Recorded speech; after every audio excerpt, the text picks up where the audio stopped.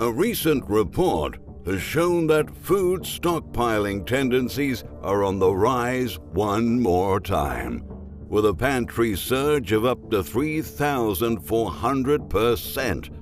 In face of another spike of viral infections and a chaotic political scenery, many Americans already started to stock food for the winter, fearing the occurrence of shortages just as seen earlier this year. However, food prices are fast increasing, which unfortunately means that not everybody will have access to food products. In fact, a separate study has suggested that the United States is about to experience a hunger calamity, and over 54 million people could potentially face hunger until the end of the year. Today, we're going to investigate this very worrying matter and reflect upon the damaging effects it will pose to millions of households across the country.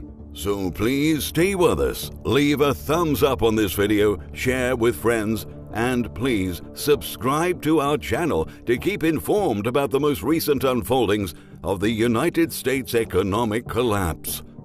Back in March, scared about the burst of the health crisis and social distancing measures, American consumers started to panic buy shelf-stable meals and cleaning products, leaving store shelves empty and unconsciously contributing to supply shortages. Now, grocery store owners have affirmed they're back again.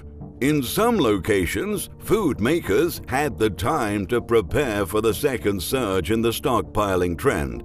But now that massive purchases have already started, they seem unsure about having enough to attend the demand.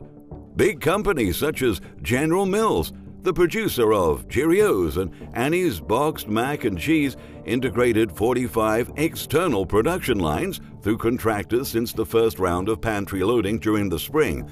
Campbell's Soup Company expanded its production of Goldfish crackers and is building capacity for chip brands such as Cape Cod, investing an additional $40 million to keep up with demand.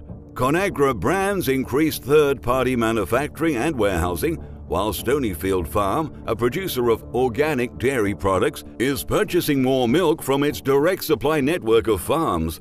By contrast, local production has been compromised by several natural disasters throughout the year, and also big manufacturers' orders for farmers to dump production and slaughter their animals due to contractual obligations. For its part, store supply in smaller cities or distant rural areas couldn't afford the same luxury of preparing in advance, considering many of them were never fully restocked since the first round of supply shortages. Meanwhile, major food producers are determined not to get caught off guard again, especially after calculating how much they've lost because they were unable to ramp up production fast enough in March when demand hit record highs. Since then, they've boosted their production of dried pasta and canned soups and used a calmer summer to reevaluate the new grocery landscape and rethink their approach, namely their pricing strategy. But as the holiday season approaches, and big holiday feasts are a tradition to many American families, investors are questioning whether their efforts will be enough, given that they're currently observing how the second round of stockpiling has been quickly clearing shelves and consumer activity hasn't even peaked yet. During the spring, the share of sold-out packaged goods skyrocketed, and according to a recent survey by Centricity Inc., that's a platform that tracks online activity like searches and e-commerce, demand for items like baking goods has risen 3,400% from a year earlier in the 3 weeks through October 13th. Centricity's Chief Executive Officer, Mike Brackett, said despite this figure is less than the 6,000% upsurge that preceded the first wave of pantry loading, he expects this one to hit a wider range of products beyond canned goods and other staples. Brackett disclosed, in the last 3 to 4 weeks, we've seen very drastic increases, similar to how we did with the first wave of the virus outbreak. The current pantry restock is happening at the same time as U.S. hospitalizations have registered a 2-month high last week, with 37 states reporting a substantial jump in numbers. Latin America and Europe are also documenting increased cases, which might also influence future global supply chain disruptions. Even though some companies are insisting that they're better prepared than before, shortages persist in many places.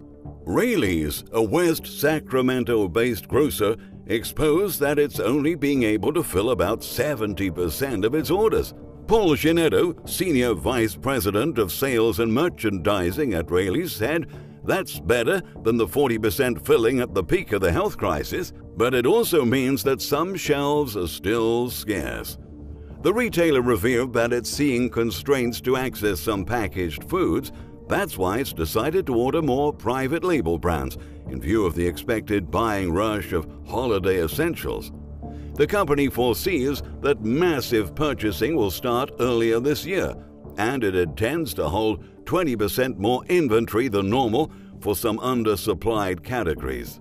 Ginetto affirmed to believe consumer hoarding behavior will be retaken, and it's already causing a little strain. The real thick of it is going to be those 10 to 14 days prior to Thanksgiving, he said in an interview.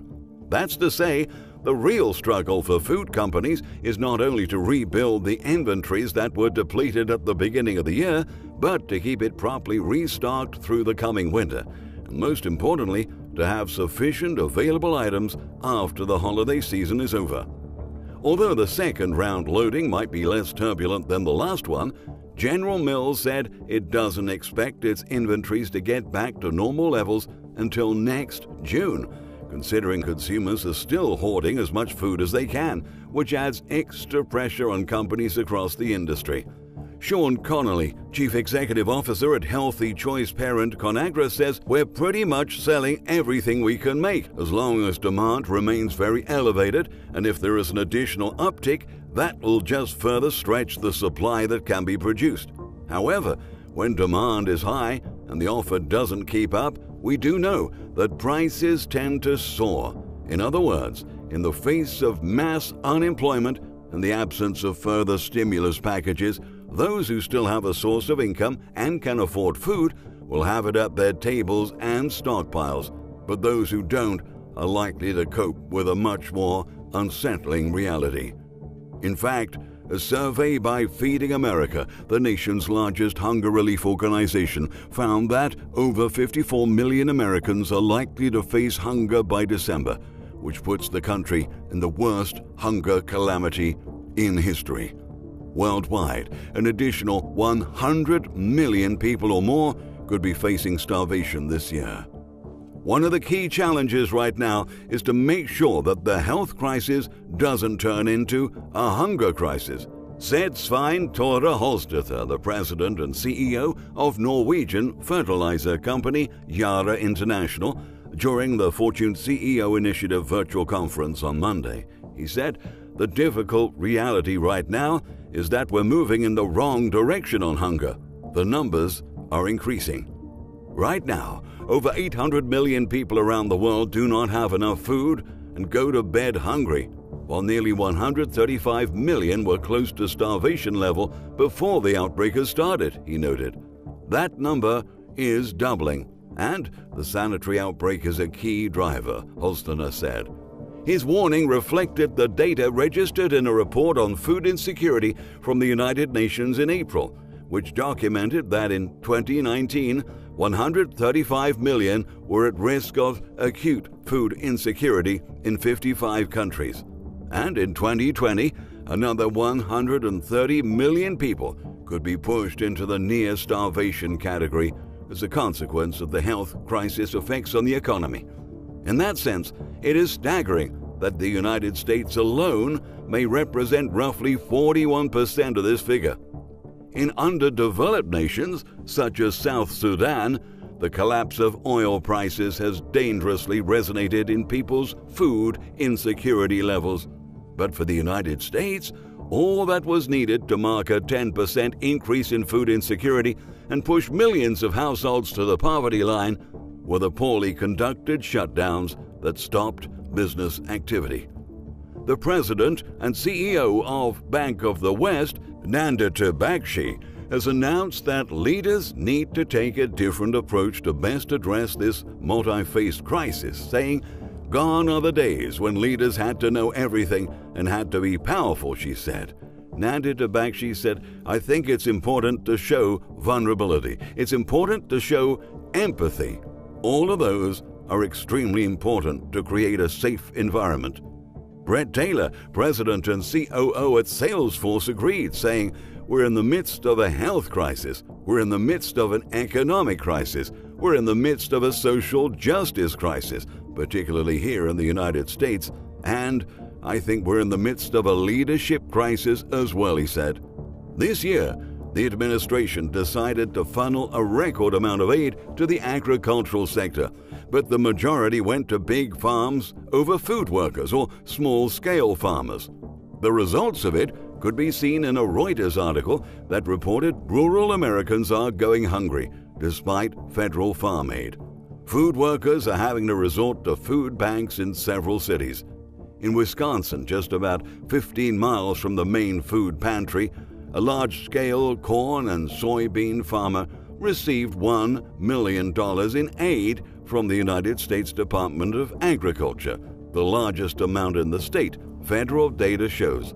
According to the article Crusaders of Justicia, the Manitowoc, Wisconsin-based food relief organization that served Thendejas has gone from serving 125 families a year to more than 3,000 in 2020. Feeding America data shows that the biggest increases in food insecurity were registered in North Dakota, Minnesota, and Wisconsin. What's really painful to witness is that most people struggling to put food on their tables actually work in crops and food processing plants, being surrounded every day by food that they can no longer afford, now having to rely on food assistance programs. A lot of these farmers have just so much pride that they never thought about taking that trip to a local food pantry, stated Melissa Lawson, who manages food programs for 7 counties in northwestern Wisconsin. The administration has provided farmers almost $18 billion in direct payments since June through its CFA program. But according to a Reuters analysis of federal USDA data, 92% of small farmers in Wisconsin received less aid than it costs to run an average dairy in the state for a month. By the end of August, the federal aid wore off, and families had to deal with empty cupboards again as viral cases increased in the Midwest. Rising crop and livestock prices echoed into grocery stores. The cost of bread climbed almost 20% in June. Meat jumped 17%, according to market research firm Nielsen. While government officials are still battling over the issuance of additional stimulus, more households are falling into poverty.